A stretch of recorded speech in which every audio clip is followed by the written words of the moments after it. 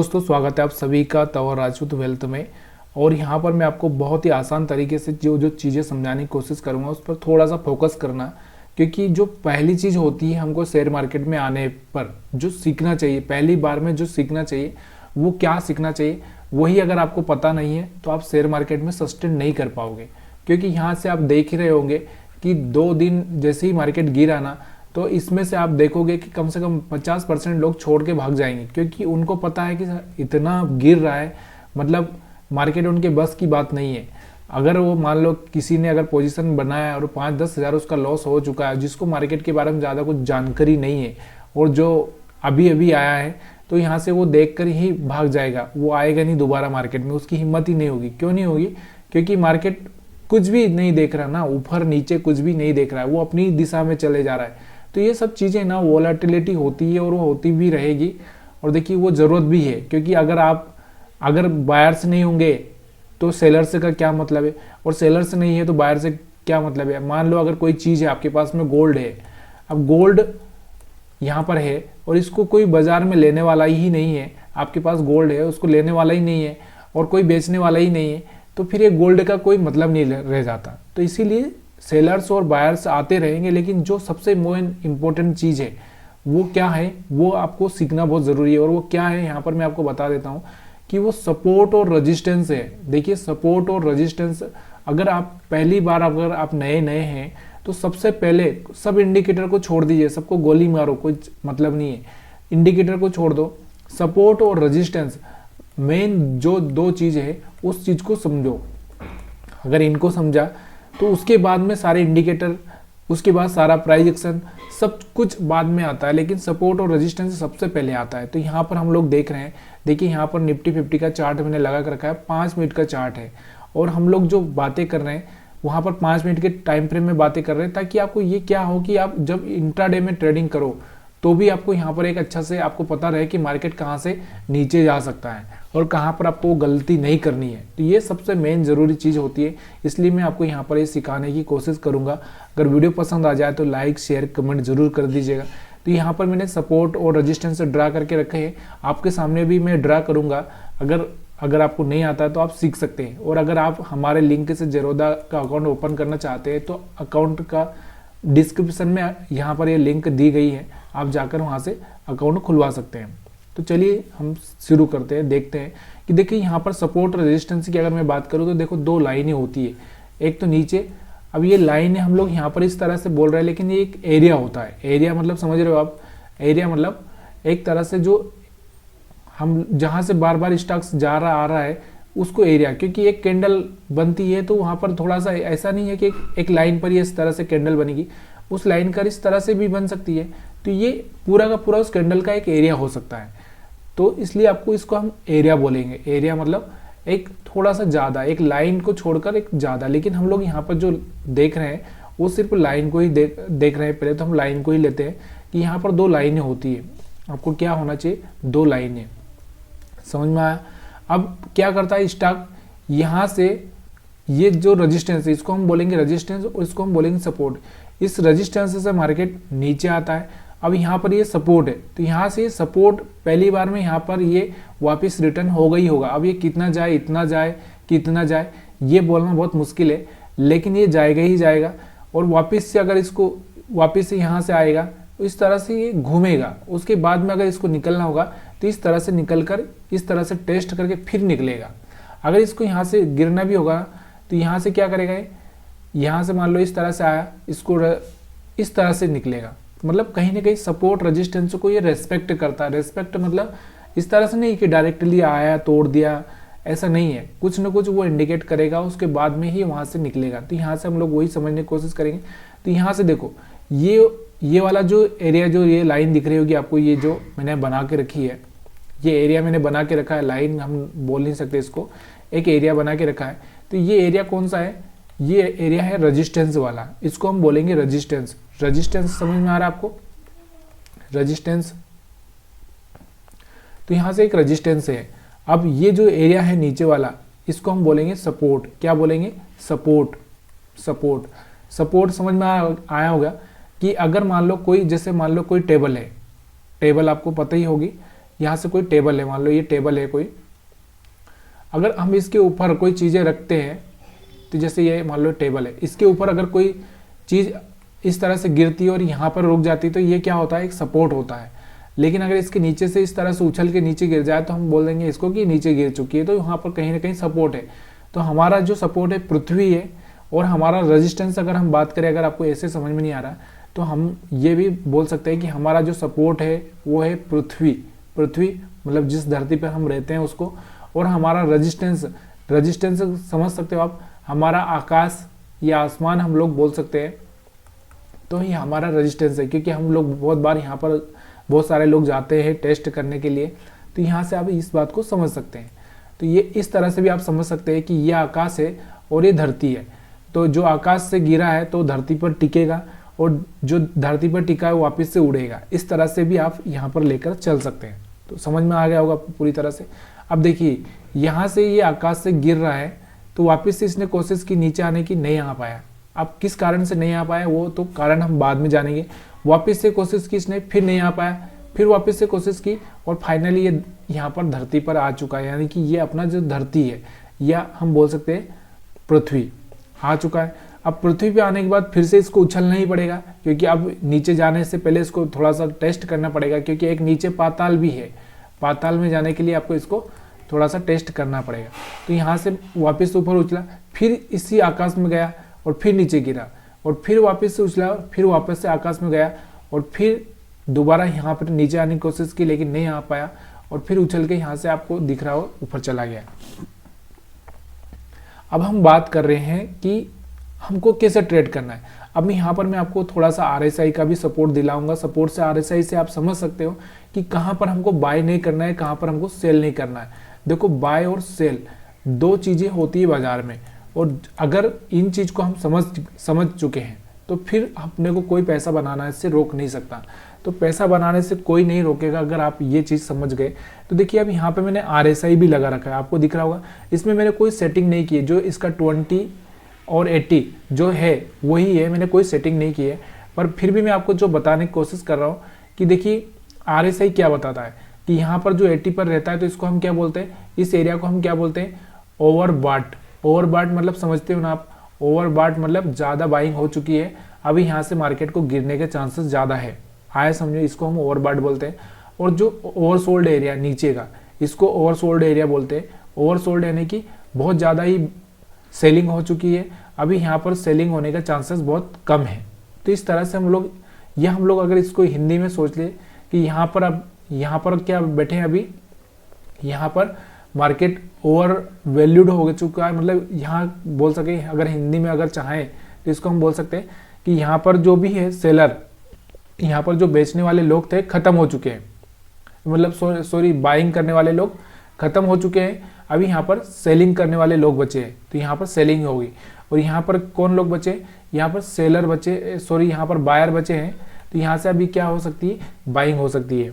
मतलब लोग क्या करते हैं, सस्ते में बाइंग करना चाहेंगे और महंगे में बेचना चाहेंगे। तो ये आपको याद रखना है कि सस्ते में हमको बाइंग करना है तो यहाँ पर, और महंगे में अगर बाइंग करना है तो यहाँ पर। तो कोई आदमी महंगे में बाइंग नहीं करना चाहेगा, तो इसलिए हम उसको बोलते हैं ओवरबॉट। और कोई सस्ते में सेलिंग नहीं करना चाहेगा तो हम उसको बोलते हैं ओवरसोल्ड। यहाँ से समझ में आ चुका होगा। अब सिंपल यहाँ से समझने की कोशिश करना है। देखिए, यहाँ से हमारा RSI, ये देखो 5 मिनट का चार्ट लगा रखा है मैंने।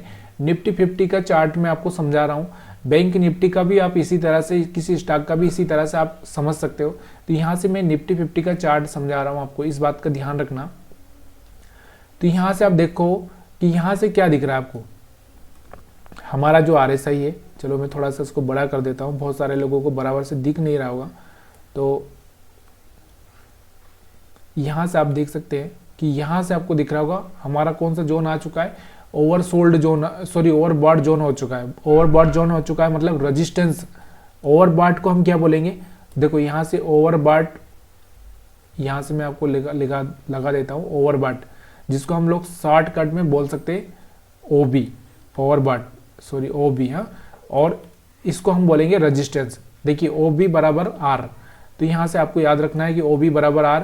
जब OB बराबर R आ जाए तो आपको क्या नहीं करना है, आपको बाइंग नहीं करना है, क्या करना है, आपको सेलिंग पर फोकस करना है। ठीक है, क्या करना है, सेलिंग पर फोकस करना है। और जब यहाँ पर अगर मैं कह दूँ कि जब यहाँ पर आ जाए इस जगह पे यहाँ पर, तो हम इसको बोलेंगे ओवर सोल्ड। तो ओ एस बराबर बी, मतलब जब भी यहाँ आ जाए तो हमको क्या नहीं करना है, सेलिंग नहीं करना है, हमको क्या करना है, बाइंग करना है। अब बाइंग करना है ये बात अलग है, देखो उसको भी यहाँ पर देखना है कि ऐसा हो रहा है कि नहीं। ऐसा नहीं है कि डायरेक्टली आप बाइंग करेंगे, क्योंकि कल एक भाई साहब का कमेंट भी आया था कि वो बोल रहे थे कि 30 के नीचे गया तो बहुत सारे लोगों का। तो यहाँ पर आपको याद रखना है कि भाई वहाँ कंडीशन को भी देखना है कि कंडीशन देखो यहाँ से कोई ऐसा कुछ दिख रहा है क्या। अगर आप यहाँ से देखोगे तो यहाँ से कुछ हैमर दिख रहा है क्या, स्टॉप लॉस के साथ में ही ट्रेडिंग करना है यार। ऐसे नहीं है कि आप कुछ भी ट्रेडिंग करने लग जाओगे। यहाँ से दिख रहा है आपको, देखो एक हैमर दिख रहा है यहाँ सपोर्ट से, और यहाँ से भी आपको दिख रहा होगा कि यहाँ से overbought zone, sorry oversold zone हो चुका है। तो यहाँ से जब हाई ब्रेक किया तो यहाँ का स्टॉप लॉस रख के आप ट्रेडिंग कर दो। तो यहाँ से आपको दिख रहा होगा, तो यहाँ से आप एक अच्छा सा पैसा बना सकते हो। तो यही चीज़ें होती है। अब यहाँ से आपको दिख रहा है, अब यहाँ से बहुत सारे लोगों को क्या लग रहा होगा कि यहाँ से एक हाई ब्रेक हो चुका है यहाँ से, अब यहाँ से मार्केट ऊपर जाएगा, लेकिन यहाँ से एक बड़ा सा कैंडल बनाया और मार्केट नीचे आ चुका है। अब यहाँ से आप देखोगे तो यहाँ से कौन से जोन में आ चुका था, ओवरसोल्ड जोन में आ चुका था। तो यहाँ पर आप देख सकते हैं कि ये ओवरसोल्ड जोन वाला एरिया है, सॉरी ओवरबॉट वाला जो एरिया है, ओवरबॉट वाला एरिया है। यहाँ पर आप देख सकते हैं ओवरबॉट वाले एरिया में यहाँ पे RSI भी देखोगे तो यहाँ पर कहाँ पहुँच चुका है, आपको पता है कि कौन सी जगह में पहुँच चुका है RSI, मतलब एक रेजिस्टेंस पर। यहाँ पर एक रेजिस्टेंस से मैंने आपको समझाया था कि अगर ओवरबॉट हो और एक रेजिस्टेंस पर पहुँच चुका है तो हमको क्या करना चाहिए, सेलिंग करना चाहिए। तो ये आपको याद रखना है, ये सूत्र आपको समझ के रखना है कि यहाँ पर आपको किस तरह से ट्रेडिंग करनी है।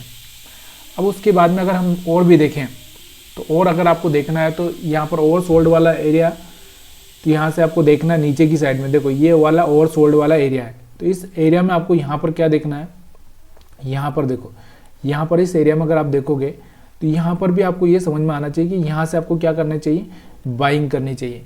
तो यहाँ से अगर आप बाइंग करोगे तो यहाँ से आप यहाँ तक का प्रॉफिट ले सकते हो। तो यहाँ से आप देखो, यहाँ से आप बाइंग कर सकते हो। तो ये सारी चीज़ें ना आपको याद रखनी है। जब आप सोचते हैं ना, बहुत सारे लोग मल्टीपल ट्रेड लेते हैं।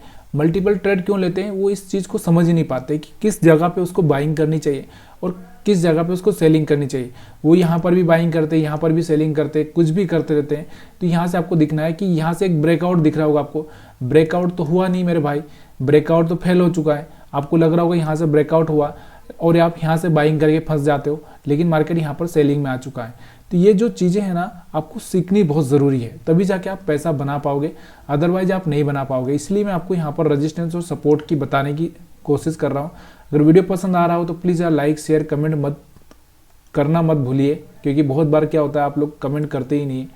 अब और भी अगर हम पीछे चाहें तो इस तरह से हम लोग यहाँ पर बना सकते हैं। अभी यहाँ पर मैं और भी आपको पीछे लेके चलता हूँ। तो यहाँ पर आप हर बार यहाँ पर इसी चीज़ का इस्तेमाल कर सकते हैं। थोड़ा और पीछे चलते हैं हम लोग, तो जहाँ पर आपको दिखेगा यहाँ से सपोर्ट रेजिस्टेंस, ताकि आपको थोड़ा सा समझ में आए। तो इसको मैं आपको बड़ा कर देता हूँ थोड़ा सा। यहाँ से आपको किस तरह से यहाँ पर आपको सपोर्ट रेजिस्टेंस लगाना है वो भी मैं आपको सिखा ही देता हूँ। तो यहाँ से आपको देखना है कि यहाँ से रेक्टेंगल चूज कर लो। रेक्टेंगल चूज करने के बाद में बहुत सिंपल सा कहानी, इस तरह से यहाँ से क्लिक करके इस तरह से यहाँ से आपको 2-3 पॉइंट यहाँ से जहाँ मिल रहे हैं वहाँ पर आप एक लाइन खींच दो। तो यहाँ से एक रेजिस्टेंस ड्रा हो गया। अभी आपको सपोर्ट बनाना है, तो सपोर्ट इस तरह से आप यहाँ पर बना सकते हो। तो यहाँ से इस तरह से ये सपोर्ट का काम हो गया। अभी आप यहाँ पर देखो, यहाँ पर भी आपको ध्यान रखना, मैं यहाँ पर भी 2 लाइनें खींच देता हूँ, क्योंकि आपको थोड़ा सा ये चीज़ें पता होना चाहिए कि ये वाला जो एरिया है यहाँ पर आपको क्या करना है, सेल का फोकस करना है। और ये वाला जो एरिया है यहाँ पर, अगर मैं यहाँ पर इस एरिया की बात करूँ तो यहाँ पर जो एरिया है यहाँ पर, तो इस एरिया को हम क्या करेंगे, बाइंग पर ध्यान देंगे। तो ये चीज़ें आपको समझ में आना चाहिए। अगर आए तो प्लीज़ यार लाइक शेयर कमेंट करना मत भूलिए। बहुत मेहनत से मैं वीडियो बना रहा हूँ और आपको समझा भी रहा हूँ साथ में, ऐसा नहीं है कि नहीं समझा रहा हूँ। तो यहाँ से आप देख सकते हो कि यहाँ से देखो, यहाँ से हमारा जो RSI का जो एरिया था वो कौन सा एरिया है हमारा, देखो यहाँ से मैंने एक सूत्र समझाया आपको, OB ओवरबॉट बराबर यहाँ पर हम लिखेंगे क्या करना, रेजिस्टेंस बराबर हमको क्या करना है, सेलिंग। ये सूत्र आप याद रखिएगा, भूलिएगा मत। कौन सा, OB ओवरबॉट एरिया बराबर क्या होगा रेजिस्टेंस, और बराबर हमको क्या करना है सेलिंग करना है। सेलिंग करना मतलब हमको सेलिंग पर फोकस करना है, समझ में आ गया। और इसके बाद में अगर यहाँ पर मैं बात करूँ तो ये वाला जो हमारा एरिया है, कौन सा वाला एरिया है, ये सपोर्ट वाला है। तो सपोर्ट वाले एरिया को हम क्या बोलेंगे, तो ओवरसोल्ड, यहाँ से ओवरसोल्ड बराबर हमारा कौन सा सपोर्ट, सपोर्ट की जगह हम क्या करेंगे BY बाइंग, ठीक है। तो ये हमारा यहाँ पर एक समझ में आ चुका होगा। तो देखो यहाँ से मार्केट निकला था तो ऊपर निकला और यहाँ पर गया, तो यहाँ से एक रेजिस्टेंस बनाया, रेजिस्टेंस से जो इसका पिछला वाला जो सपोर्ट था इसी सपोर्ट पे वापस से आया, तो यहाँ से हमको क्या करना चाहिए बाइंग करना चाहिए। अब हमारा ये RSI का एरिया भी अगर हम देखेंगे तो यहाँ से कौन सा है बाइंग वाला है, यहाँ से कौन सा था सेलिंग वाला, तो यहाँ से हमको सेलिंग करनी थी। अब यहाँ से हमको बाइंग करनी है, तो वापस से यहाँ पर ये रेजिस्टेंस पे गया। अब यहाँ पे रेजिस्टेंस पे आप देखोगे तो यहाँ पर अपना एरिया कौन सा आ चुका है RSI का, हमारा एरिया ये सेलिंग वाला आ चुका है। तो यहाँ से सेलिंग किए, तो यहाँ से वापस से यहाँ पर हम आ गए सपोर्ट पे, यहाँ से फिर हमने बाइंग किए, तो यहाँ से हमने प्रॉफिट कमाया।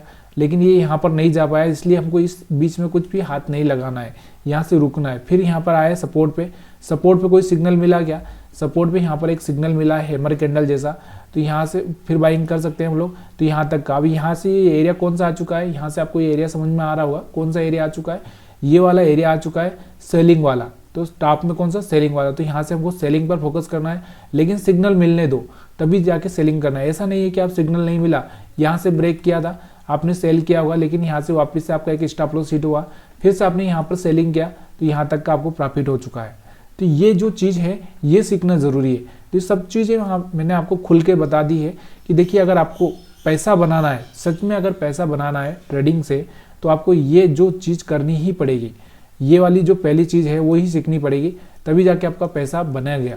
अगर आप ऐसा ही ट्रेडिंग करते रहे इंडिकेटर बेस पर, या रोज़ रोज़ आपको नए इंडिकेटर की ज़रूरत है, रोज़ रोज़ आपको यहाँ पर ऑप्शन चार्ट की ज़रूरत, ये यहाँ ऑप्शन डेटा की ज़रूरत है, ये सब चीज़ें ना ये तो चलता ही रहेगा। देखिए ऑप्शन का जो डेटा है, ऑप्शन का जो डेटा है वो डेटा ना इतना क्रिटिकल होता है कि आप उसको समझ ही नहीं पाओगे। आप क्या रेजिस्टेंस बनाओगे, जो आपके चार्ट पे दिख रहा है उसको ही रेजिस्टेंस बनाओ, बहुत आसान है। बहुत सारे इंडिकेटर अभी यहाँ पर मैं MACD लगा दूँ, यहाँ पर वो लगा दूँ, दुनिया की चीज़ें लगा दूँ, इससे क्या फ़ायदा। अभी यहाँ पर देखो हमारा जो एरिया कौन सा था, ये रेजिस्टेंस वाला एरिया था, यहाँ से हमको क्या करना था सेलिंग करना था। सेलिंग करते थे अच्छा सा प्रॉफिट होता, यहाँ पर देखो सेलिंग कर सकते थे, तो यहाँ से देखो कितना प्रॉफिट हो सकता था। अभी यहाँ पर सपोर्ट वाला एरिया था, यहाँ से आप देखो, यहाँ से अगर मैं ये लाइन को ड्रा करूँ, इस लाइन को मैं क्या करता हूँ इधर खींच के लगा देता हूँ, अच्छा थोड़ा सा इसको हम यहाँ से, तो यहाँ से आप देखो यहाँ से क्या हुआ, ये सपोर्ट बन चुका था, सपोर्ट से गया भी था मार्केट, ऊपर जाने की कोशिश की लेकिन नहीं जा पाया। यहाँ से आपने बाइंग कर दिया, स्टॉप लॉस रखा है, तो यहाँ से आपको स्टॉप लॉस हिट हुआ, या फिर आप टाइम से एग्जिट कर गए, क्योंकि आपको भी पता चल चुका था कि यहाँ से इसने मल्टीपल टेस्ट कर लिए, यहाँ से किया वापस गया फिर से आया, तो इतनी अब वापस नीचे गिर सकता है। तो यहाँ से आपको अलर्ट रखना है, स्टॉप लॉस तो लगाना ही लगाना है, बिना स्टॉप लॉस के आप ट्रेडिंग नहीं कर सकते। तो ये याद रखना ज़रूरी है। वीडियो पसंद आया हो तो लाइक शेयर कमेंट ज़रूर करिएगा। अगर नहीं आया है या कोई डाउट है तो आप मेरे को कमेंट करके पूछ सकते हैं। आप सभी का वीडियो देखने के लिए बहुत बहुत धन्यवाद।